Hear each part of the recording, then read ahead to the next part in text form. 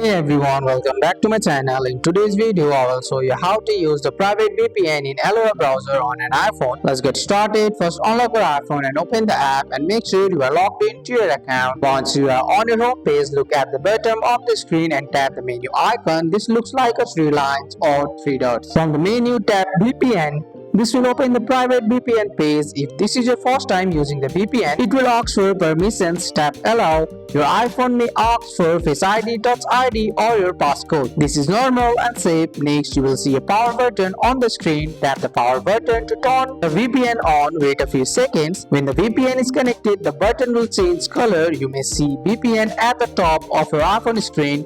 This means the VPN is working. Want to change your location? Tap Location. Choose a country from the list. Free users have limited locations and premium users have more options. Now you can browse the internet normally. All your browsing inside the browser is now private and protected. And that's it. This is how you can easily use a private VPN in Aloha browser on an iPhone. That's all for today's video, guys. I hope you guys like this video. If you found this video helpful, drop a like, subscribe for more videos. Thanks for watching. See you in the next one.